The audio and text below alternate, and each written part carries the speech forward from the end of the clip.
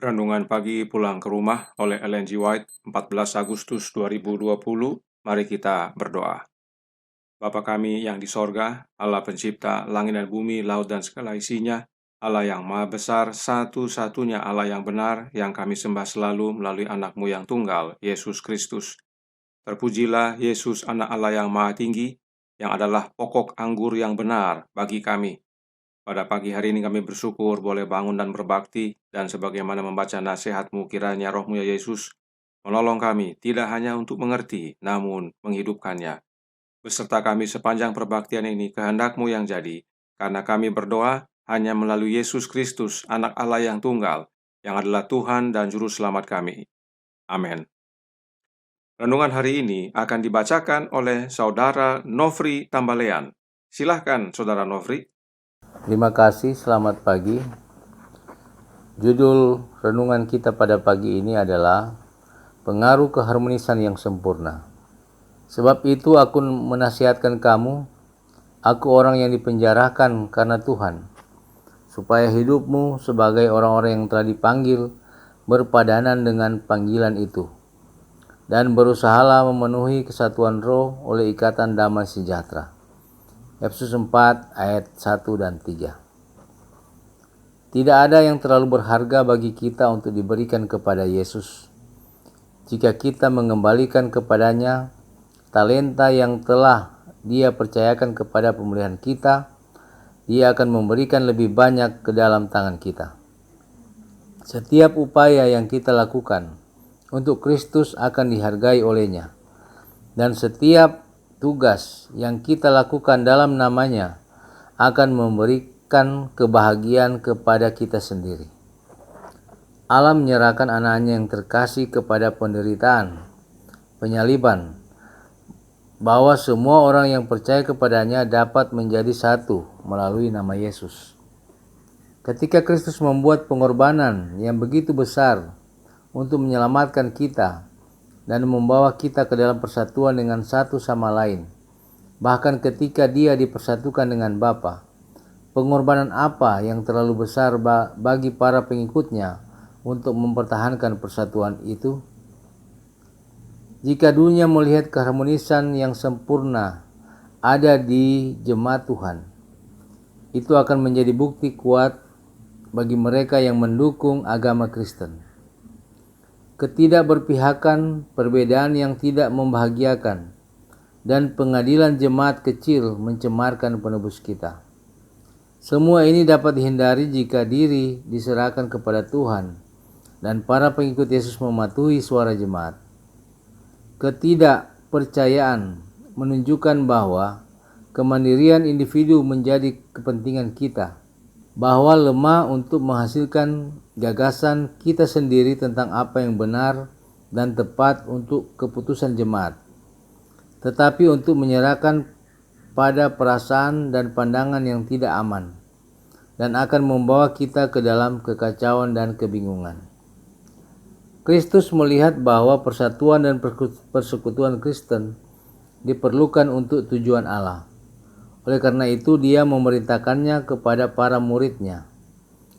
Dan sejarah kekristenan sejak saat itu sampai sekarang membuktikan secara meyakinkan bahwa dalam kesatuan hanya ada kekuatan.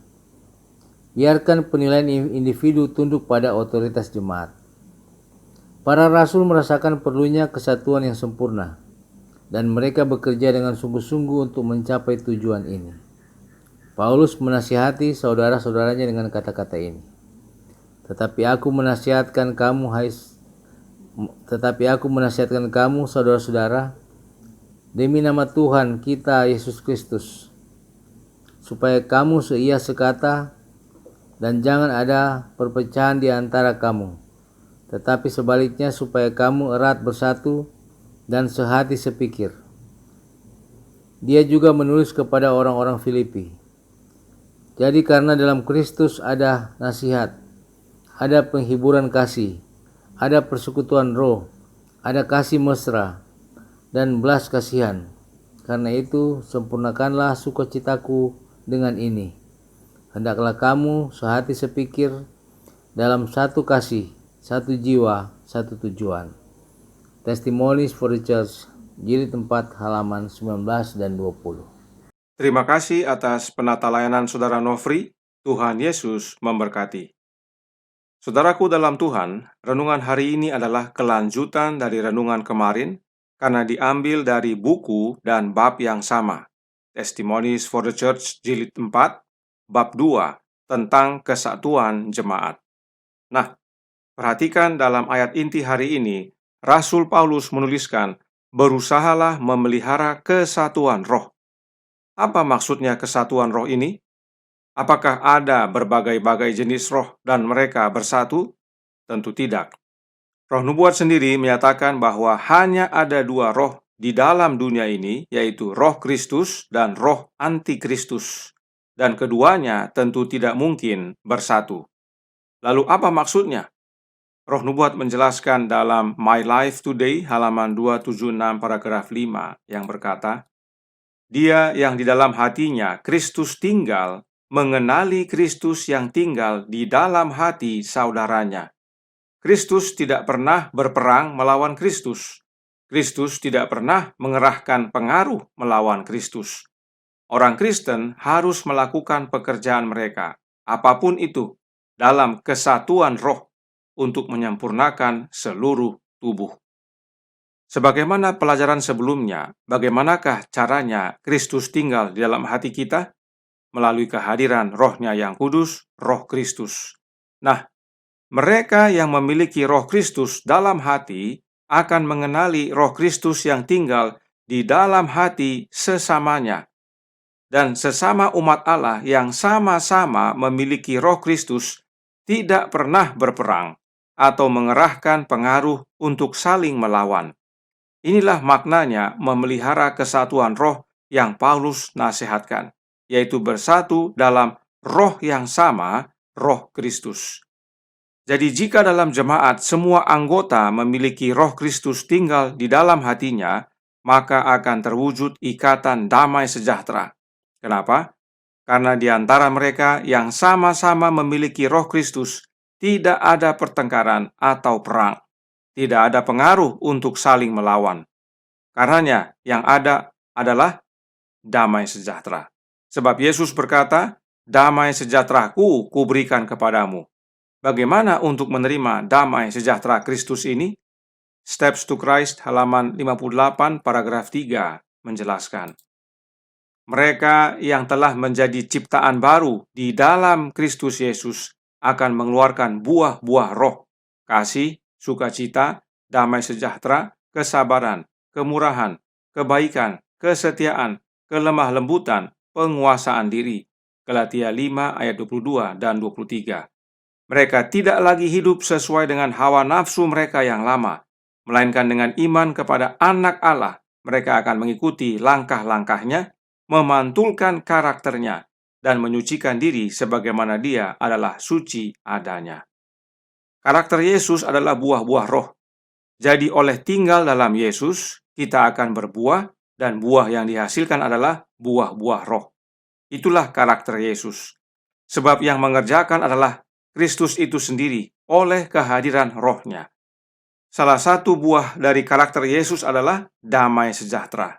Dan perhatikan, buah-buah roh lainnya, apakah itu akan menimbulkan perang atau perlawanan dalam jemaat? Sama sekali tidak. Karenanya, jika setiap umat Allah di dalam jemaat memiliki roh Kristus, maka akan menghasilkan buah-buah roh dalam hidupnya. Lihat kembali pelajaran tanggal 9 dan 10 Agustus tentang roh Kristus ini. Melalui kehadiran roh Kristus dalam hati setiap umat dalam jemaat, keharmonisan akan nyata, dan ini adalah kesaksian kuat tentang agama Kristen. Jadi, mau harmonis dalam jemaat? Miliki roh Kristus dan bukan yang lain. Kemudian, pada bagian akhir renungan hari ini kembali ada ayat dari tulisan Paulus yang berkata dalam Filipi 2 ayat 1 dan 2. Jadi karena dalam Kristus ada nasihat, ada penghiburan kasih, ada persekutuan roh, ada kasih mesra dan belas kasihan. Karena itu sempurnakanlah sukacitaku dengan ini. Hendaklah kamu sehati sepikir dalam satu kasih, satu jiwa, satu tujuan. Perhatikan, persekutuan roh tersebut ada di dalam Kristus. Dan untuk tinggal di dalam Kristus, kita harus memiliki rohnya, roh Kristus. Maka dengan sendiri, persekutuan roh yang dimaksudkan adalah persekutuan roh Kristus. Mereka yang memiliki roh Kristus akan memiliki persekutuan roh ini. Roh Nubuat menjelaskan tentang persekutuan roh. Dalam Sons and Daughters of God halaman 298 paragraf 4 yang berkata, "Dengarkan Yesus, ikuti nasihatnya, dan Anda tidak akan tersesat dari penasehat yang bijaksana dan perkasa, satu-satunya penuntun yang benar, satu-satunya yang dapat memberi Anda kedamaian, kebahagiaan, dan kepenuhan sukacita. Apapun yang orang lain pikirkan tentang kita atau mungkin lakukan kepada kita, itu tidak perlu mengganggu kesatuan dengan Kristus, persekutuan roh ini. Anda tahu, kita tidak dapat mendapatkan kelegaan dimanapun di luar Kristus." Jelas, roh nubuat menyatakan bahwa kesatuan roh ini adalah kesatuan dengan Kristus. Sebab kesatuan roh tersebut hanya terdapat di dalam Yesus. Roh Nubuat melanjutkan dalam manuskrip 117 tahun 1903, paragraf 2 yang menyatakan, "Pengikut Allah harus bersatu dalam kesatuan. Mereka harus berjalan dan berbicara seperti orang yang memiliki persekutuan roh. Mereka harus terikat dengan Kristus di dalam Allah." Selama 10 hari, para murid seia sekata melanjutkan dalam doa dan permohonan. Ini adalah hari-hari penyelidikan hati dan pengakuan dosa. Mereka berdoa untuk kecurahan roh dan doa mereka didengar. Inilah makna persekutuan roh tersebut. Mereka menerima roh yang sama dan mereka dipersatukan oleh roh yang sama. Roh siapa yang dicurahkan pada hari Pentakosta? Roh Kristus. Roh Kristuslah yang menyatukan jemaat mula-mula, dan itulah buah dari tinggal di dalam Kristus. Lihat kembali pelajaran renungan pagi tanggal 13 Agustus kemarin. Sebagai penutup, Nyonya White pernah menulis surat kepada sebuah jemaat di Monterey, California. Jemaat tersebut kondisinya mengalami perselisihan dan perpecahan yang menyebabkan perpisahan antara sesama anggota. Mereka begitu mudah terpengaruh, curiga, dan cemburu satu sama lain, dan menyebabkan sesama anggota menjadi tidak mencintai kebenaran, menarik diri dari pengakuan iman mereka. Artinya, mundur dari kebenaran tersebut. Nah, kepada Nyonya White dinyatakan jawaban dari masalah itu, bahwa itu adalah pekerjaan setan yang tujuannya untuk melemahkan umat percaya. Berikut adalah beberapa cuplikan nasihat dari Nyonya White kepada jemaat tersebut yang menjadi nasihat juga bagi kita.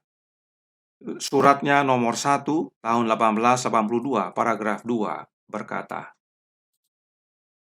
"Tidak ada jemaat yang akan memiliki kekuatan kecuali mereka terus-menerus bekerja agar keharmonisan ini ada antara satu sama lain yang Kristus doakan kepada Bapanya dapat terwujud." Kembali, Yohanes pasal 17 adalah doktrin untuk kesatuan jemaat yang Nyonya White selalu tekankan. Persatuan antara Bapa dan Anaknya yang menyatukan jemaat.